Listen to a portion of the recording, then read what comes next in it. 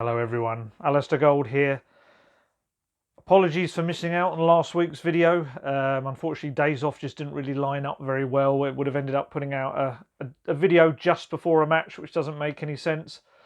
But on the plus side, or negative, depending on how you look at it, not a lot's really changed in the last 2 weeks. The football is still rubbish, and Tottenham Hotspur are in the same utter mess as they were when I last spoke to you. So at least I've spared you one video of me whinging and moaning. Instead, you're just going to get the one today.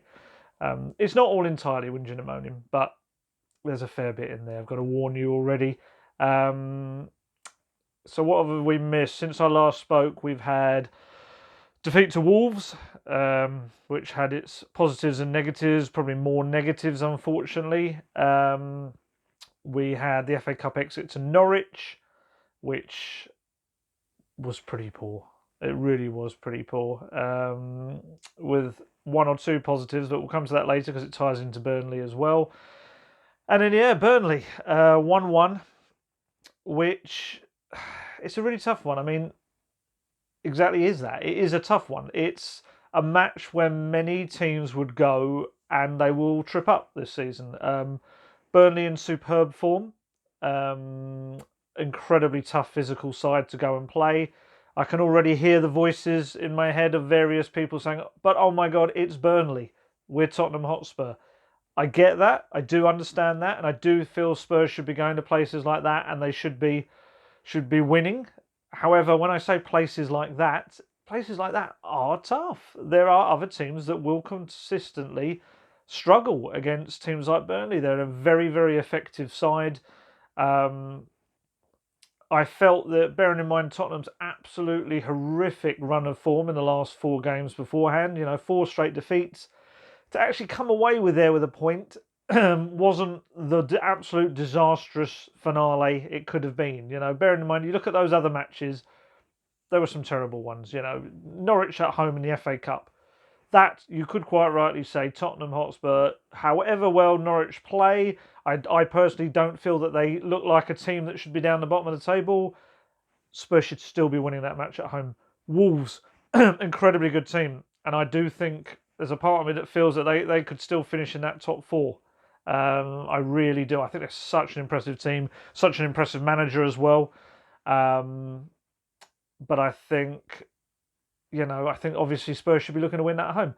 Away at Burnley, and I know historically, in terms of recent history, that's a result that should be being got. It should, but I think as you saw last year, Spurs went there and they messed up. The Pochettino, Mike Dean incident, I remember very well. Kind of being quite close to that you are when you're at Turf Moor, and this they came away with a point against a team that I can't exactly remember the stat, but I'm pretty sure Burnley were on an unbeaten run anyway, maybe 6 games, something like that. They are very much in form, and Spurs, second half, could have won the game. First half were absolutely wretched, and I do wonder whether some of the things that Mourinho came out with afterwards, which we'll come to, and on Ndombele, I do wonder whether partly that was a deflection, because the tactics in the first half were just so defensive. I should stress, actually, as I've always said in these videos, while I was at every other game that I've been speaking about, Burnley, I wasn't actually there yesterday. I've had a weekend off because I've got an early flight to Germany tomorrow for the Leipzig game, so I thought to actually spend some time with the family, I'd take this weekend off. So I did watch it, obviously, on Sky, which is a very different experience in terms of, I think when you're at matches reporting on them, you really get into this habit of seeing everything. It's got its kind of pros and cons. You see everything about a match. You see what's going on, kind of off the ball, the tactics, the shape. You see a lot of that, and it's a very different thing. And obviously, you hear more and talk more behind the scenes to various people involved. When watching it on telly, you get a lot of the closer up stuff. There's little bits and pieces that you miss when you're in the press box, because we only sometimes will get one very quick replay if there's a screen nearby us. So yeah, it was weird. It took a bit of adjusting. Obviously, something I always used to do a lot, watching Tottenham matches on the telly. But in terms of analysing them, it gives you a slightly different viewpoint. Some way good, some ways bad. But anyway, that's just to explain that. I didn't want it to come across that I'd been there when I hadn't for this game. Obviously, I was at Wolves, I was at Norwich, I was at Chelsea, every other one before that. But this one, I wasn't there. So, but for me, tactics, although I just said I couldn't see the whole picture, I still feel tactics. When I saw that team line up, and I'm sure many of you thought the same, 5 centre-backs. My predicted team was pretty close. I think I'd gone for Lo Celso and coming out, and Winks coming out as well, and on Ndombele and Lamela coming in. I'd had all that. I just couldn't see 5 centre-backs. And I think Mourinho will get a lot of flack for his defensive football, and sometimes you do see that he's trying not to play that way. When you see 5 centre-backs lining up, and then Oliver Skipp, who's playing more of a holding role in front of them, wow. So, in terms of, I feel his comments afterwards were a slight deflection from the fact that he just clearly hadn't really set up right. Because if the tactics were spot on and it was just personnel, which he was alluding to, they would have stuck with those tactics. He would have stuck with them and just changed the personnel, but he didn't. He changed from what was essentially a back 3, but kind of was a back 5 because of the, you've got 2 centre backs playing out wide. They are players who naturally are not going to be as attackingly inclined, if that's even an expression. Although Vertonghen, I did feel actually did quite well. It's nice to see him. I think he's coming back into a little bit of form, which is quite nice. Relative form compared to kind of where Spurs are at right now. So yeah, I do feel that, switching from that to the traditional back four with Dyer moving into midfield, I think that played as much as a part as the players he brought on. So I do wonder whether there's a little bit of deflection there, but yeah, I agree. I agree. I'm agreeing with myself. I didn't think it was that bad a result in the grand scheme of things. I do feel that obviously Spurs needed a win. I think they do need to keep pushing up, otherwise they are going to end up getting cut adrift. If other results, go against them. They've been quite fortunate with some results in recent weeks, at other matches. They need to start picking up wins. Of course they do. There's no getting around that, but you've got to start somewhere. And I do wonder whether a point away at a really difficult team, they really rallied late on Spurs as well. I've seen people on social media saying about they're just not showing the fight, this and that. I think they did. I think they did at Turf Moor. I think they showed quite a lot of fight. If you watch those last probably 5 minutes or so when Burnley were throwing a lot at them, from set pieces, I think they really fought. They rallied. They held on quite well. But it's not. I'm not saying it's a great result, and I'm certainly not saying it was a great performance. But I just feel a point there wasn't the worst result in the world. Let's talk about their goal. It was another goalkeeping error. I think Spurs put out a tweet today, which I just couldn't understand the logic of, in terms of they put a tweet out bigging up and highlighting Lloris's save later in the game, which was a really good save. I can't remember who had the shot now, possibly Vidra, no, maybe not, where Alasdair got a foot into it and it kind of bounced and Lloris saved it, which was a very good save. But when your goalkeeper has returned and he's shoveled the ball out, to Wood to score the opening goal, I don't think it's best to highlight the one other save he did make when it was a poor bit of goalkeeping for their goal. He'll be the first to admit, he's very, very, what's the way to put it? He very much examines his own performances, Hugo Lloris, and he will know that he's messed up. The same way Vorm did. This was, it wasn't probably quite on the same scale, but it wasn't great. Let's be honest, for a World Cup winning goalkeeper to just push the ball straight out forward. That's going to be one he and the goalkeeping coaches are going to go over and over with him this week, because they can't be doing that against teams like Leipzig. We know there's going to be a lot of shots coming in at goal that Spurs are going to have to deal with. So that was pretty naff. I'm going to come to the goal later, Spurs goal, because I really want to launch straight into the Ndombele stuff, because we're 9 minutes in and I've touched on it, but I think we should go straight into it in terms of now. I'm not a massive fan of slating players. I want to get that straight out. It's very different to watching the Pochettino way. Pochettino would defend them at all costs, even to the cost of... It's actually quite ironic when you think about it, because, and I include myself in this, but the fans on social media and journalists, there'd be times you'd ask Pochettino about a player, and he has had an absolute stinker, and is maybe even in a run of form where he's been absolutely awful. And you will ask Pochettino about him, and he'll say, "Oh no, I thought he's been playing pretty well." The fans would be in uproar, absolute uproar. And there is a slight irony to the fact that now Mourinho has come out and said that, and all of them, and me included, are a bit like, ooh, really?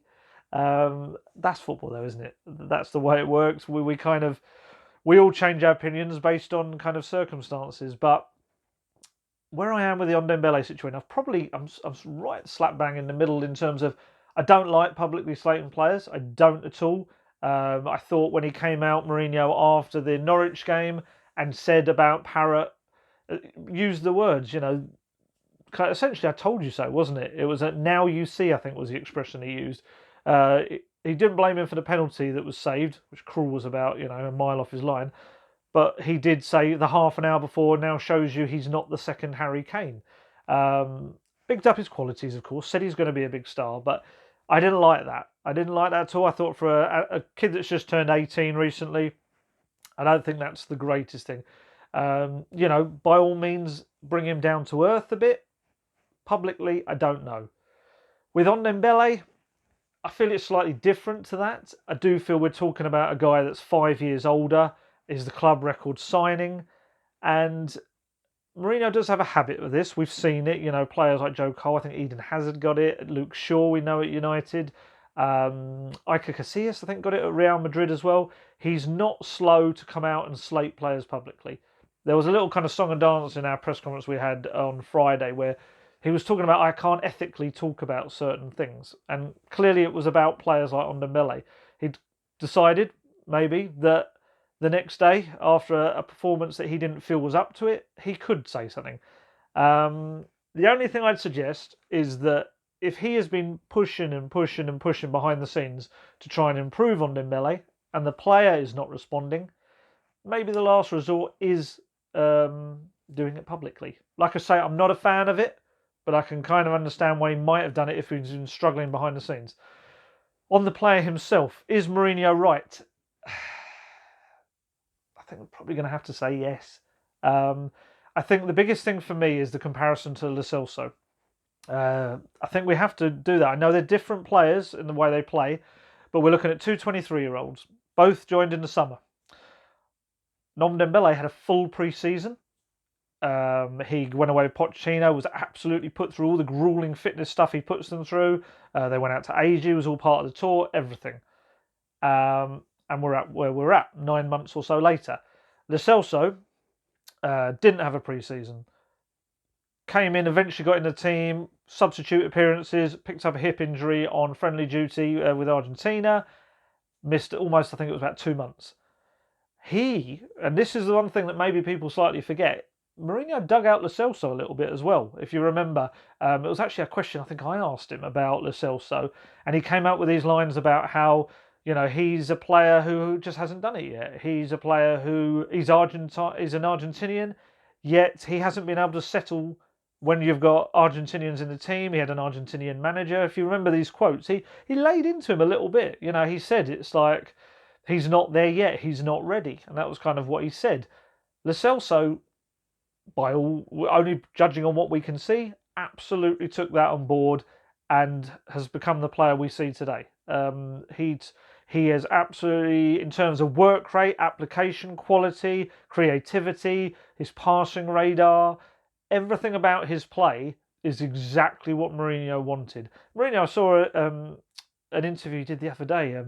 It was with I think it was on the Spurs app, which was quite telling. And even Mourinho admitted actually making a mistake in a way. He said, I couldn't see it. I didn't understand him as a player when I first came here. He said, now he's phenomenal. He said, I can see everything he brings. And he kind of hinted that he's quite excited for next season because he can see almost how he can build the team around Lo Celso and the qualities he brings. And that for me is probably why Mourinho's felt that he can say this on Ndombele stuff, because he's done something similar-ish to Lo Celso. It wasn't criticising a game performance, although it kind of was. It was saying that he wasn't getting enough from him. And Lo Celso has come on to be probably, I think Spurs have replaced being utterly reliant on Christian Eriksen with being utterly reliant on Giovanni Lo Celso. That's how important a player he's become.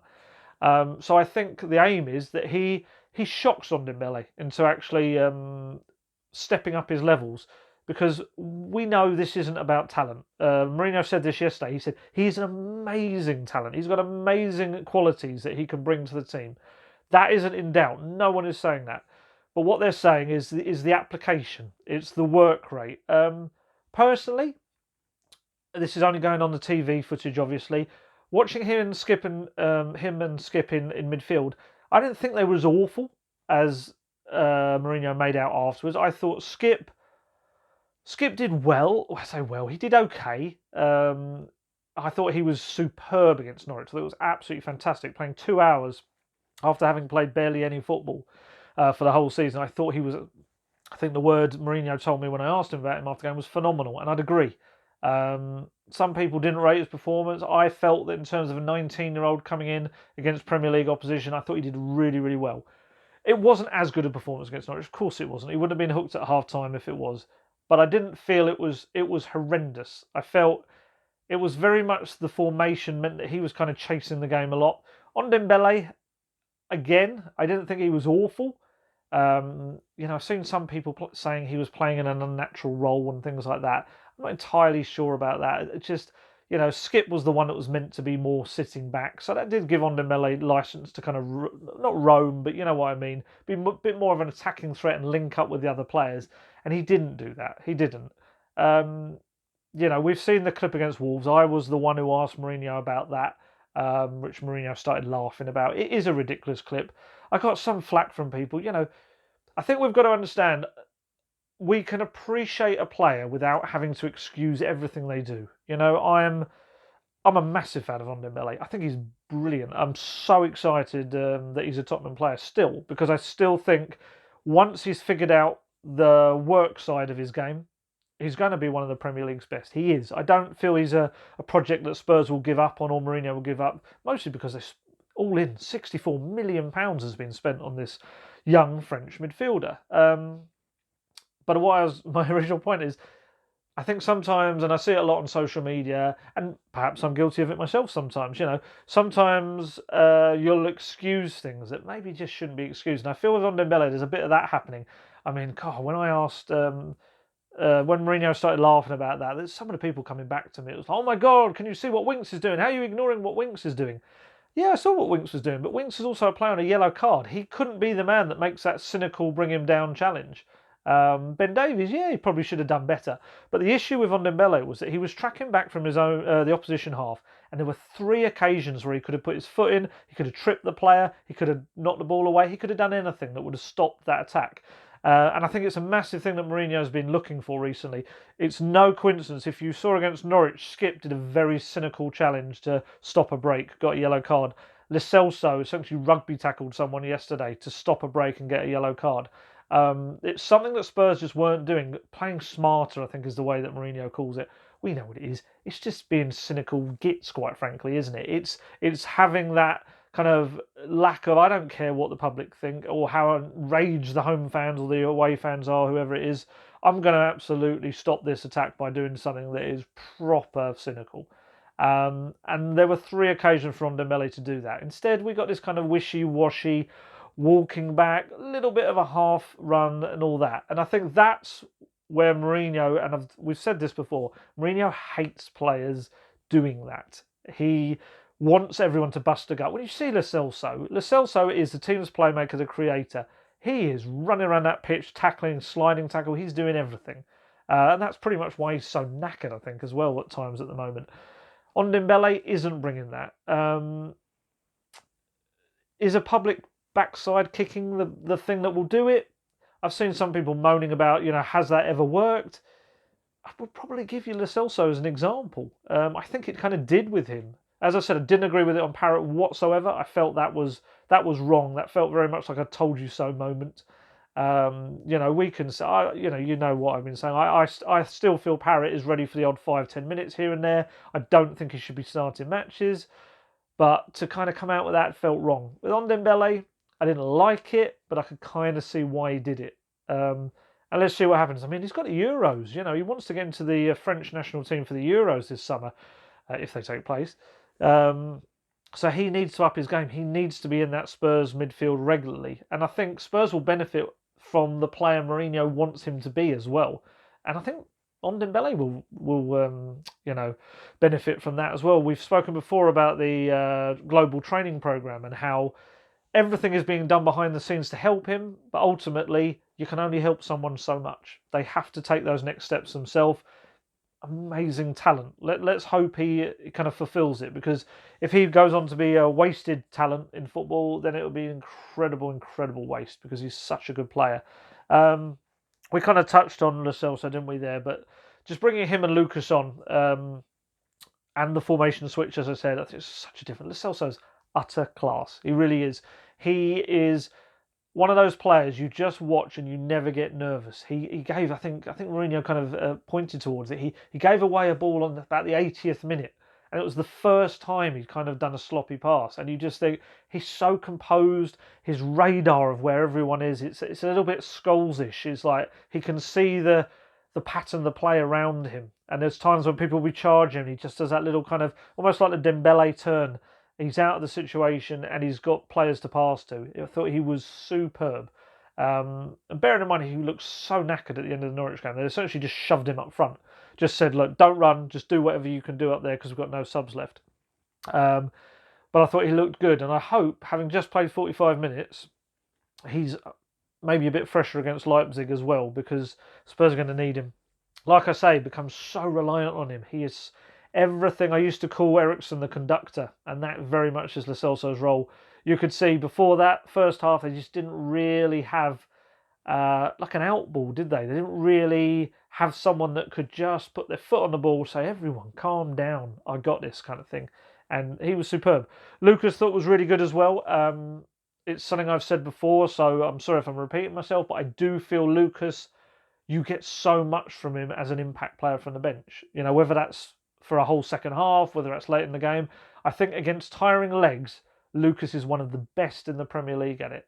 I still have my reservations sometimes about him starting, and obviously he has, I think this maybe was the first game he hasn't started under Mourinho. I do feel sometimes his ideas and his head down style don't work against fresh legs as much. But I thought he was excellent when he came on. I thought he really shifted the impetus for Spurs into getting into attacking areas. I want to talk about Dele Alli as well. I'm not torn with Dele Alli. I feel he gets really unfortunate flack from people. I get he's frustrating and he can be a bit petulant. He can be a bit stroppy, throws his arms up in the air during the game. I get that. Dele Alli is 23 years old. He scored his 50th Premier League goal yesterday.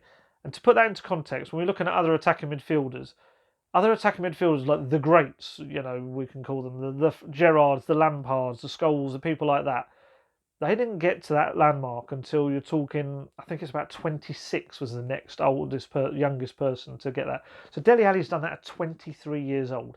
I'm sorry, but I think that's incredible. He's not a complete player.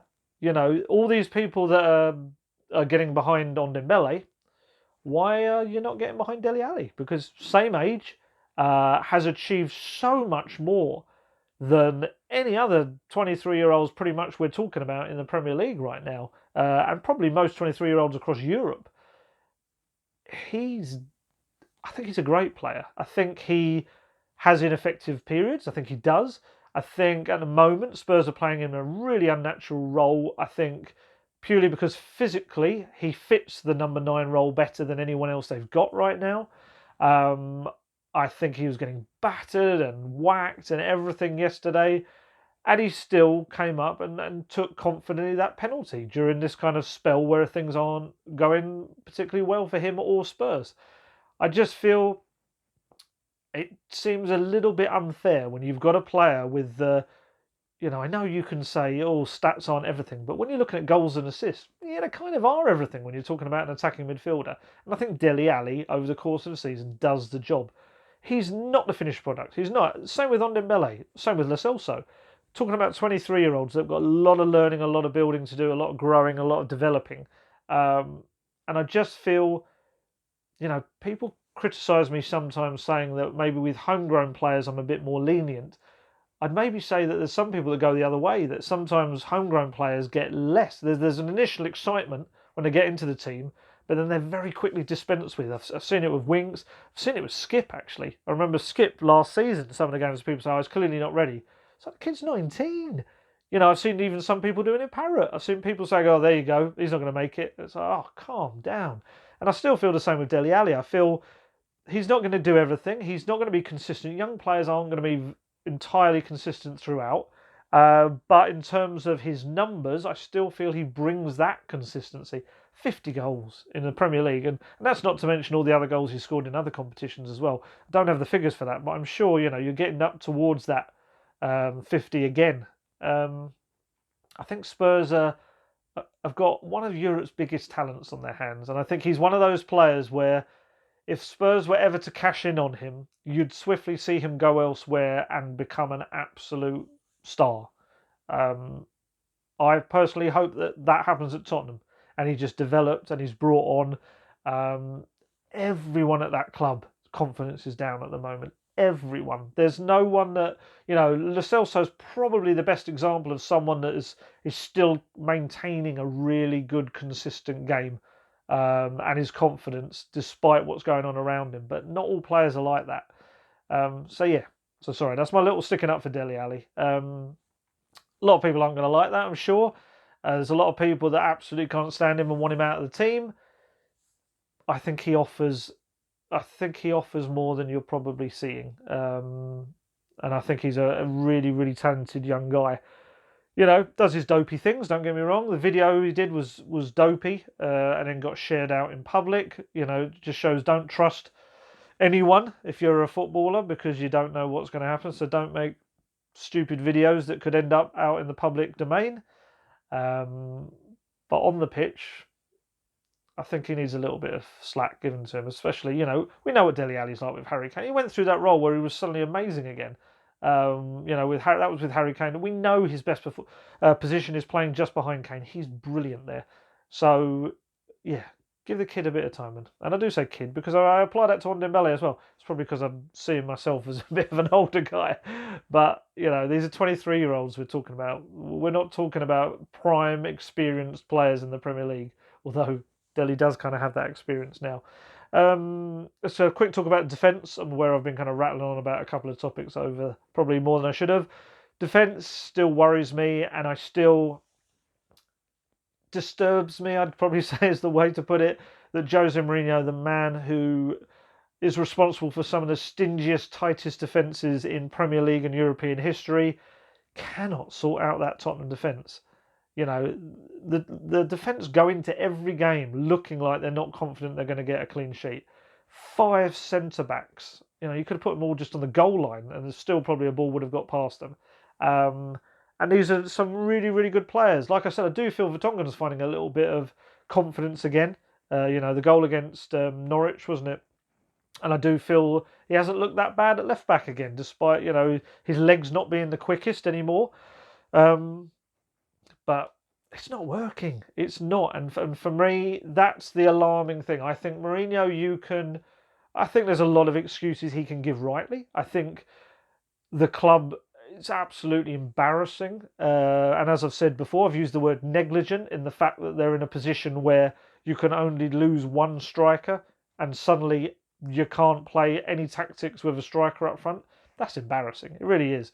And I'm not even saying including Son in that, because I do feel that they kind of got away with using Son in that role in the past. You should have another. I don't want to go down old words and lines, but as soon as Llorente wasn't re-signing with Spurs, wasn't taking out half his pay deal, another striker should have been signed. That is absolutely ridiculous that Tottenham have that scenario. Not as fussed about the January window. I get that was tough to bring in a striker. In the summer, though, no excuses. Absolutely no excuses. So I think Mourinho's got that excuse. I think losing Sissoko was more of a blow than people kind of thought.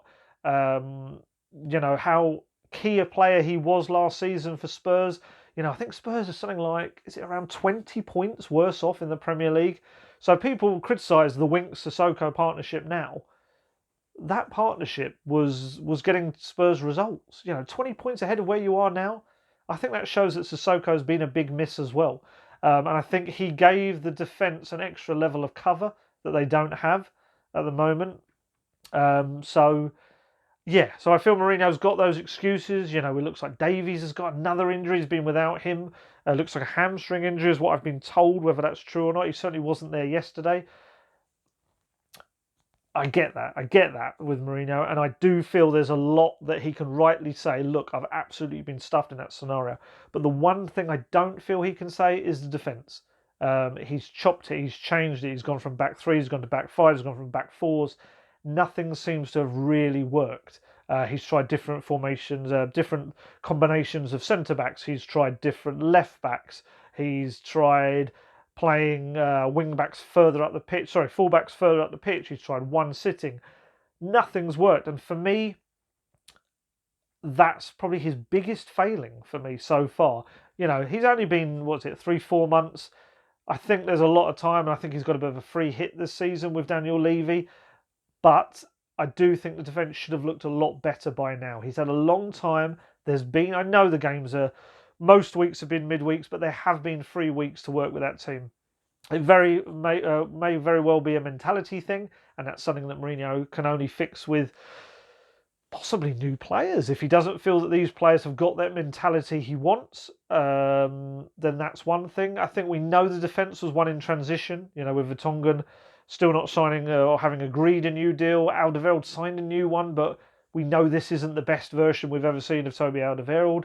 Sanchez arguably has been Spurs' most consistent defender, but also has these mistakes in games that he makes, often about his physical strength. I feel he overestimates how strong he is in a shoulder barge or a challenge, and he messes it up. He's had to use young players like Tanganga, coming in as well. The defence for me has to be fixed. I think it's obvious. Me telling you this isn't new information. You can only see three, possibly 4 clean sheets in the entire Mourinho era out of 20-something games. That's just poor. It really is poor. It started before. It was under the Pochettino first half of this season. It wasn't great either.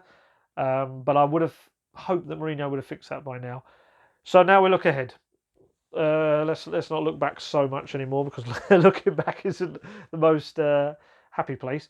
So Steven Bergwijn, who looked like an injury, didn't it, towards the end? He was barely moving. I think Mourinho referred to it in the press conference afterwards that he was injured.